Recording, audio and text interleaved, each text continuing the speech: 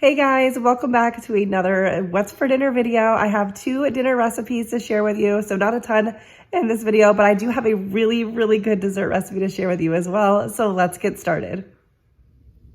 For tonight's dinner, we're gonna be having London broil. I am going to cook it in the oven, but I'm gonna get it in a marinade. I wish I'd done this earlier in the day, but I didn't. So I'm gonna move the London broil from its packaging to this Ziploc baggie with the marinade and just leave it on the counter because I want it to come to temperature a little bit before I come to room temperature a little bit before I put it in the oven anyway.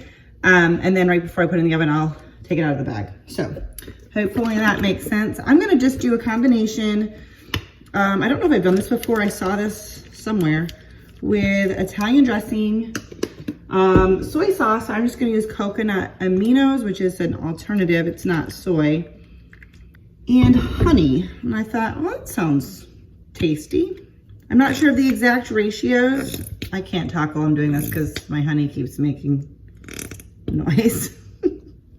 All right, what I was trying to say was it's greater part Italian dressing, and then maybe say you do a cup of Italian dressing, a quarter cup of soy sauce, and a quarter cup of honey, somewhere around there. I'm not really sure how big my piece of meat is because they're not marked with weight because we bought it in bulk. All right, so I'm just going to massage that in, let that sit for a little bit, and then we will come back to this. If you're doing this earlier in the day, obviously you're going to put this in the refrigerator. You don't want to leave meat out all day, but you guys probably know that much. All right, so I'm gonna get this London broil in the oven. I'm gonna just put it right in with a meat thermometer because I don't want to risk overdoing it. This is really good if it's got some pink in it. I have this handy little electronic thermometer. I've had it for a few years. I did get it at Walmart, and you can just pick the meat and how you want it cooked, and it'll have the temperature. So I picked a medium, and I'm just gonna put it in here. It's got a nice long metal cord. Come on. Anyways, I greased my dish. There we go. And put the meat in here, and I'm just gonna pop this in the oven at 425 for however long it takes to get done, and then we're gonna work on the potatoes. For my potatoes, we're gonna make a cheesy ranch potato dish. I have these little golden potatoes, and they are little. I mean, some of these are like, you can see in comparison to like my thumb.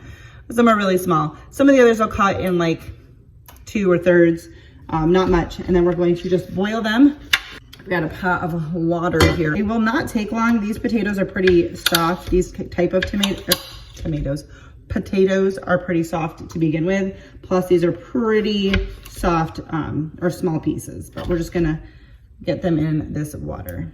There, we're gonna salt the water and boil these, bring it up to a boil and let it, go until the potatoes are done. I don't think it'll take more than 5 minutes for the potatoes to be done just because they're so small, but do it till they're fork tender. All right, so the potatoes are tender and drained off. I'm gonna put in some ranch. I'm not doing any measuring, but you could obviously just adjust this based on how much you got, how many people you're feeding, all that good stuff. We're just gonna give it a toss to coat, make sure that looks like a good amount. I think it does, so that's about what I'm doing. I'm going to go ahead and do a little bit of seasoning. We're gonna put a little bit of salt. I'm gonna put some garlic powder and some onion powder. Okay, that's sometimes the humidity of when you're cooking makes it all cake up a little bit. All right, now we got the onion powder. Give this a toss. This is gonna be good. I got my 8x8 pan. Spray it down. I'm gonna transfer these to our dish. And I'm gonna pop these in the oven just like this. We'll add some more stuff in a little bit. I'm just gonna do it at 425 because that's what my London broil is at. Otherwise you could probably do it at like 400 or even 375, whatever you want. My London broil is getting close to being done, so I'm gonna get this in the oven and we'll be back. All right, so when the London broil was done, I took it out and tented it with foil. We're letting it rest so we don't lose all the juices. I got my potatoes out after probably about 15 minutes or so. I don't really know. I'm just gonna sprinkle on some bacon. You know, I use these all the time. You know, I might as well just put the rest of the bag in. And then we're gonna top with some shredded cheese. And then I'm just gonna put this back in the oven for just a few minutes, just get this cheese all melty, but that should not take too long. And then we should be ready to eat. I also made some salads for us, so should be a good night's dinner. All right, so I accidentally messed up the final clip here. I had recorded it in slow motion, so I had to speed it up for the video, and that of course messed up the voice. So the London broil came out great. Definitely marinate it for longer if you can, and make sure you don't overcook it. I wish I'd kind of done a little bit less done, honestly, but it was still really good. And these cheesy ranch potatoes were amazing. Highly recommend them.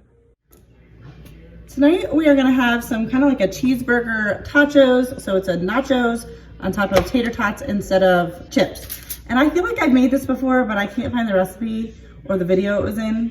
So we're just gonna wing it and go by what sounds good. So I've got a cookie sheet lined with foil. Grease to that nice and good. I've got the crispy tots from Aldi, and I'm just gonna put a layer of these down. I have the oven preheating to 425, and I'm just gonna go by the bag instruction for these hash browns or these tater tots. And it says for 12 to 15 minutes, turning them halfway through.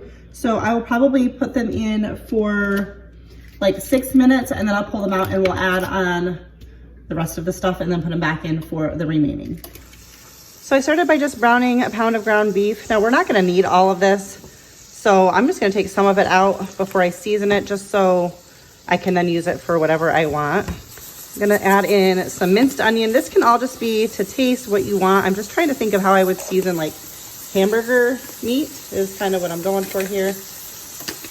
I'm gonna add in some salt, some onion powder, and some garlic powder. I'm gonna add in some ketchup. I'm gonna do that now just to cool this pan down a little bit. This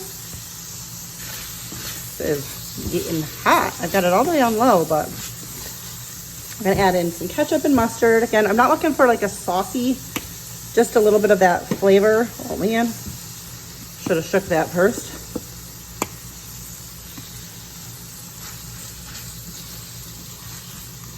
I mean, it's smelling good. I'm also gonna add in some bacon pieces. Just going for a cheeseburger, bacon cheeseburger rather. All right, that's probably good until the tater tots are ready for us to put this on top. All right, so the tater tots are halfway done. I flipped them best I could. They do stick pretty good. You gotta grease it really good. I need to remember to try parchment paper next time.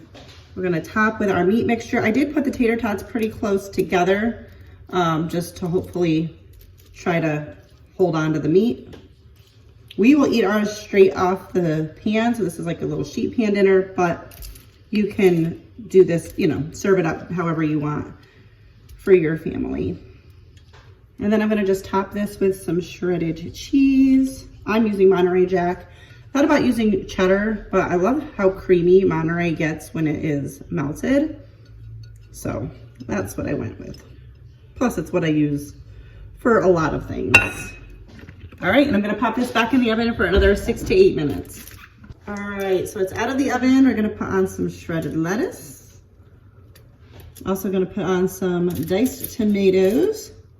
Not like canned diced tomatoes, just cut up tomatoes. Mostly on my husband's side. I'm not a huge fan of the tomatoes, just a little bit. And then I'm gonna just take some dill pickles, and I'm just going to kind of roughly tear them up depending on how big they are. You could cut them, I don't know, put them on whole. Okay, there it is. And of course you can add on whatever toppings you want, but I feel like Thousand Island dressing. I know some people like that with their burgers. You can put that on top. That's it. We'll eat this right off of here with a fork. We'll just put it out on the table between the two of us and dig in. All right, I'm gonna try out a new recipe today. We're gonna make pumpkin cream cheese crumb cake. And it looks good. I'm thinking I can't mess it up, but we're gonna give it a shot. So we're gonna start in a large bowl. We wanna mix together our ingredients for the cake part of it. There's, I think, 3 different parts that you'll kind of layer. So you want 1.5 cups of flour. Gonna add in 1/2 cup of sugar, 2 teaspoons of baking powder, 1/2 teaspoon of baking soda. You want 2 teaspoons of pumpkin pie spice.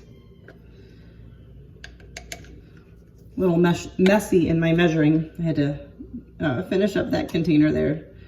But you know, if you end up with a little extra pumpkin spice, it's all right by me.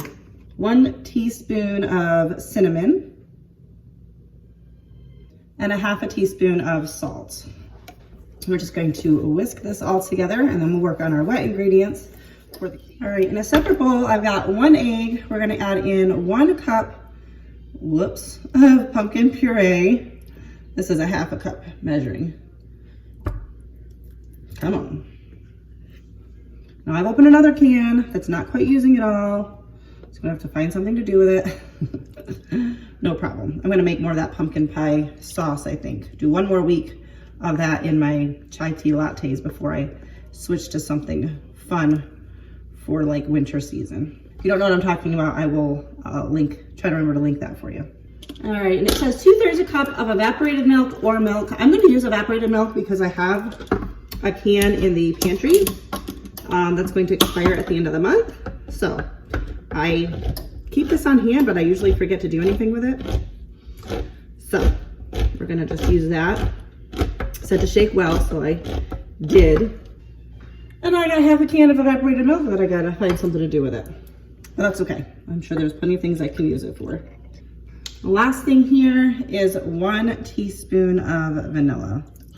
Well, 1.5 teaspoons. I know with baking, you're supposed to be more precise, but I feel like that has more to do with the like flour ratios and stuff. All right, we're just gonna mix this all together.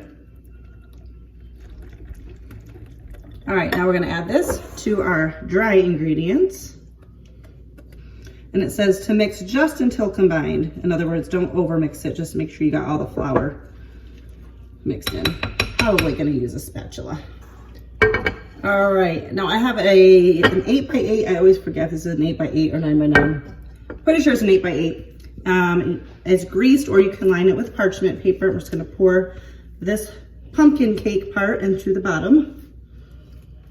All right, we're gonna move on to the cream cheese layer. I have an 8-ounce block of cream cheese. It was not fully softened because I didn't have it out long enough, so I just put it in the microwave for a little bit to soften it up. I'm just using the bowl from my wet ingredients before. If you are seeing orange stuff on the bowl, no need to worry about that because it's all going to the same place. We're gonna add in 3 tablespoons of sugar and a teaspoon of vanilla. Did a little bit better that time around. Just gonna mix this together really well. We're going to just use our spoon to kind of dollop little bits around on top of our pumpkin cake, and then we'll try to spread it out. So I would say as you're putting it down, to just do, you know, try to get it everywhere. Well, like that was a little bit much all at once, but it's all right, we're gonna get it done. Just gonna use the back of my spoon to lightly try to spread it out. And this is a silicone spoon, so it's kind of like a spatula too. All right, lastly, we wanna make the streusel topping. So I'm gonna do 3/4 cup of white sugar, 1/4 cup of packed brown sugar, 1/2 cup of flour, 1/2 teaspoon of baking powder. I already put that in, but I was tongue-tied when I was trying to tell you what I was doing. And then 1.5 teaspoons of pumpkin pie spice. So 1, and then just a pinch of salt.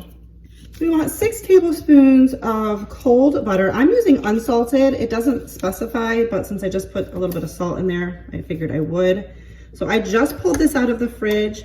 but I'm going to cut it up into small pieces. You want to use either a pastry cutter, which I do not have, or a fork. I will probably end up using my hands quite a bit and just mix this into that and work it all together. But to make that easier, I'm going to just make sure that I've got some nice small pieces. I put on a glove because my hands have been very dry, so that is the only reason I did that. I do wear gloves when I handle raw meat. This kind of stuff doesn't bother me as much, but my hands have been very, very dry. I will start by using a fork, and then I'm just pretty confident I'm gonna have to go to my hands. So I actually like doing desserts. We're just gonna switch to the hand. I like doing things, not just desserts, dinners too, that have like multiple steps, even though they take more time and effort. It's very satisfying. You want this to go until you've got a crumbly mixture. So you're breaking the cold butter into the dried mixture and it'll become crumbly. Once your streusel topping is nice and crumbly, we're just going to spread that over our cream cheese layer here. A lot of streusel topping. I feel like I don't even need it all. Maybe if I had a 9x9, the recipe called for either 9x9 or 8x8, but I feel like it's already a pretty good layer, so I'm not gonna use the last little bit of that. I just feel like that's too much. And we're gonna put this in the oven at 350 degrees for 30 to 4 minutes until the cake batter is cooked through. This cake came out so good. I do not have a final clip of it cut because I brought this to our small group, but it was a huge hit. My husband absolutely loved it. I think this would be a fun addition to Thanksgiving if you're still looking for an alternative, but it was so good. Thank you guys so much for watching. If you're new here, please consider subscribing. Give this video a thumbs up, and I will see you in the next video. Bye, guys.